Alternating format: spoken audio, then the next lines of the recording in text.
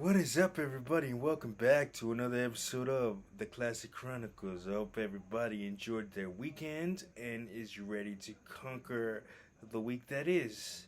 You got a lot of stuff coming up from me this week. You got an interview that we will record as I'm recording this later on tonight that you guys will see sometime this week, and then I have uh, a back episode of Classic Conversations that I did not want to put up until the time was right, and that is coming later this week.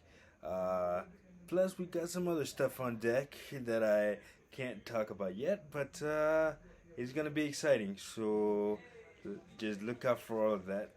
So with that being said, let's get into today's vlog. Now today I wanted to it's only January, but graduation for uh, high school and college and junior high, it's all right around the corner. It'll be here before you know it, especially in these times. So wanted to tell the story of my my high school graduation. Let's start there. Um, so I graduated high school in 2006. I graduated from Long Island City High School. So everything leading up to that, you guys know the story about prom. I don't need to touch on that. If you guys haven't checked that out, I'll link the video into the in at the end of this one. I'll put a link for it so you guys can check out that story. But so let's fast forward a little bit. Graduation to the graduation time. I had spent probably the prior 6 months to graduation just planning everything. I knew I was gonna have a really dope big party that everybody was gonna show up to, and we figured out that it was gonna be Hawaiian themed. Girls were gonna be in bikinis. Guys were gonna be wearing Hawaiian shirts and board shorts, all that good stuff. So got a venue, locked down the DJ, or so we thought. I'll get into that story. That's a big part of the story. And then started prepping, making preparations. So it comes time to get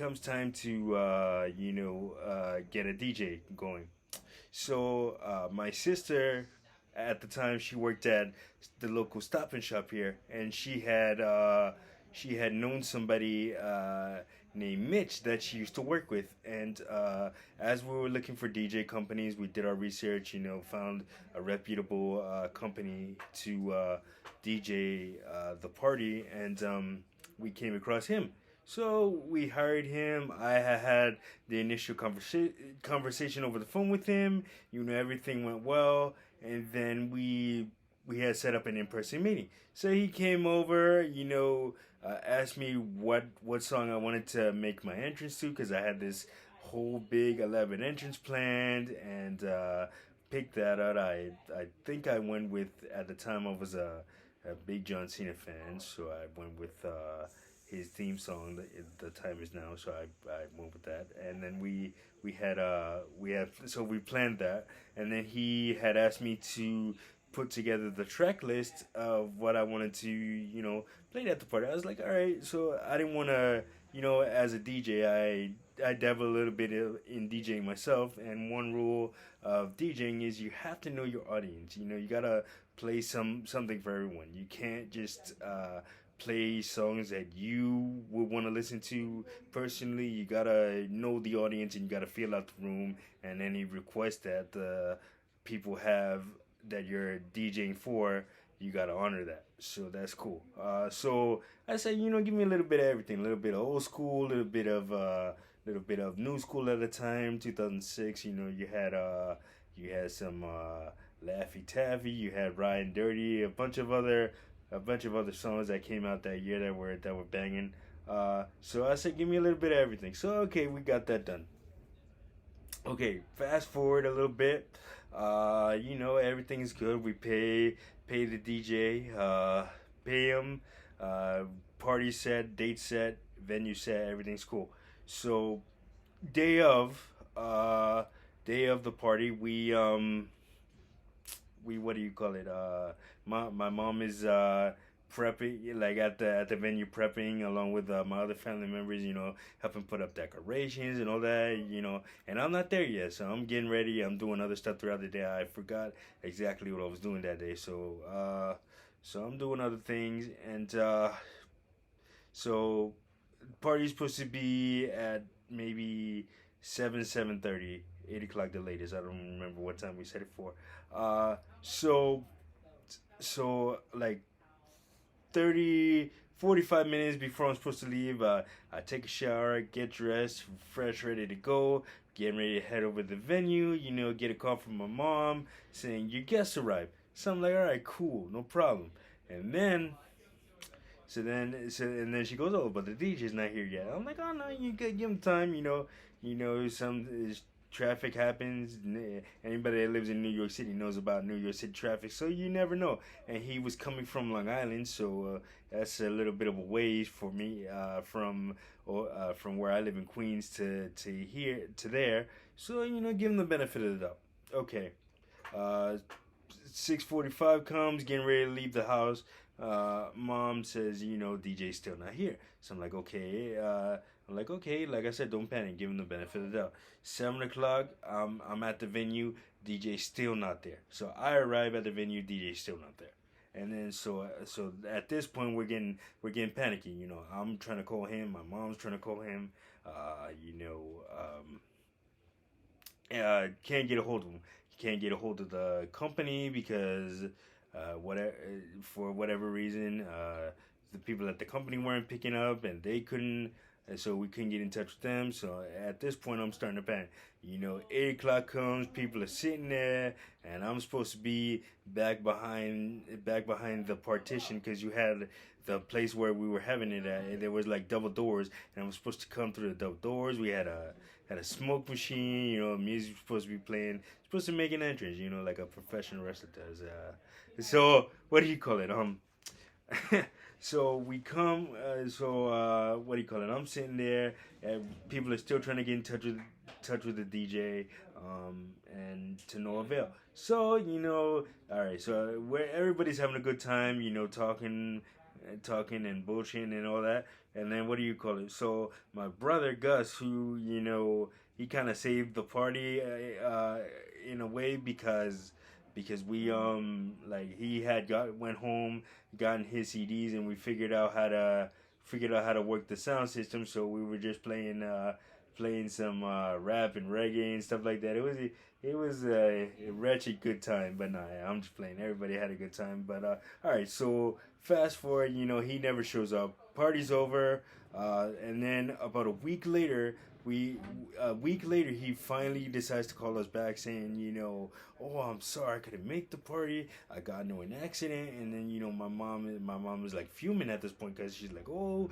we paid you all this money, and you didn't deliver on the services that you promised to provide, and this, that, and the other." So he's, apologizing mercifully, and my mom is just not having it. And what do you call it?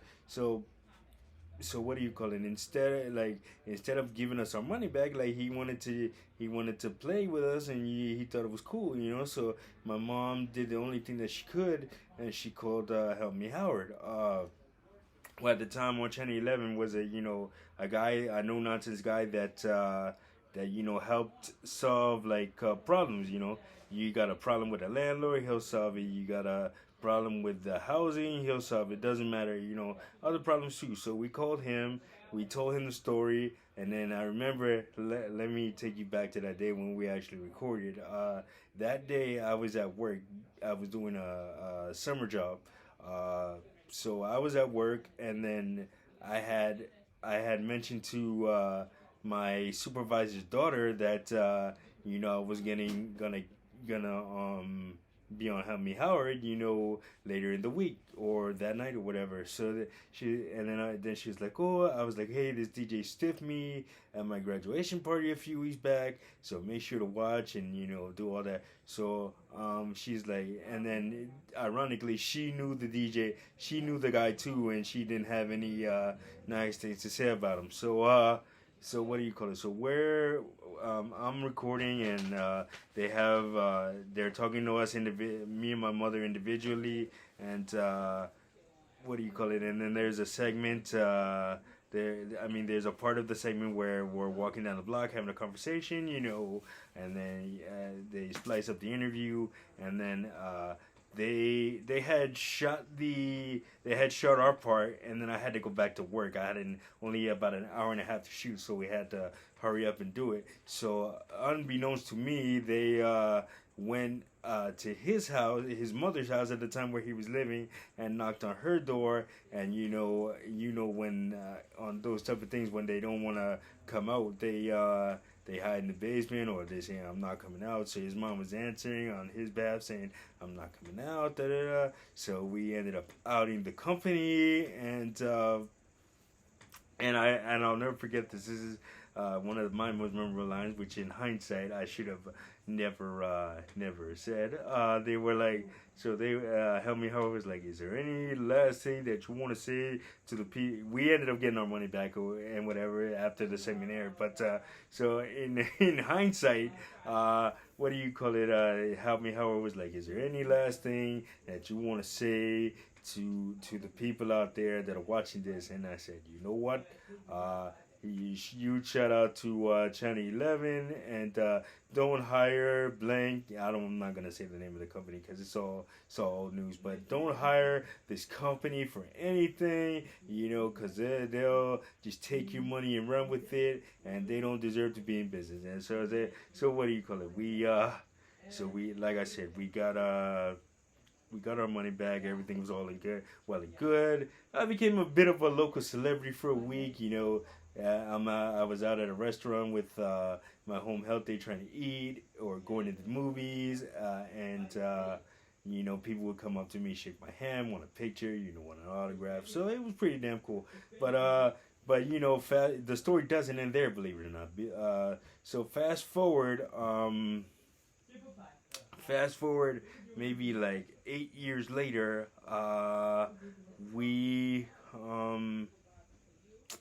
I was at an event in Madison Square Garden, a wrestling event. It was October of 2016, I believe.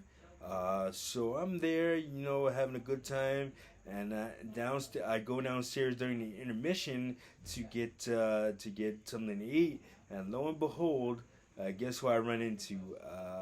Ran into the DJ who stiffed me 6 years ago at the party, and by this time, man, the second he saw me, he just lost it. Like he was just in tears, like in a huge line in Madison Square Garden, and all the people are looking at him and saying, why is this guy crying or whatever. So then I said, yo, let's go to the side, because everybody's kind of looking at us and all this shit. So he's like, man, listen, I'm so glad I ran into you. I'm so sorry what happened and and this, that, and the other thing.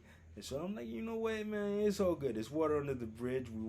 I was mad at the time and disappointed, but you know what? You can't hold a grudge forever. Life is too short. So he ended up saying, if there's anything that he apparently, right after that incident happened, he had walked away from that company and started his own company. So he said, anything that he could do, he would be happy to do it. If I needed a party DJ or something, or whatever I was planning, he would be happy to do it. And gave me his card. We basically squashed everything, and we're cool now. So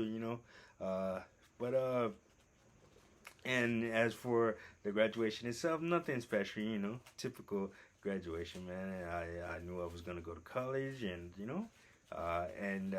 actually, I do want to point out one thing about the graduation ceremony itself, man. I just want to shout out my paraprofessional and one of my great dear friends, Mr. George Capsalis, man. I haven't seen him in a while, but I hope you're doing well, my man. Listen, I told you this at graduation when we were up on the stage. I hugged you and I said thank you for everything, and I truly mean it because if it wasn't for you, man, I wouldn't have gotten through some of the toughest times that I had in high school as far as academics go. I'm not ashamed to admit that. So thank you for everything, man.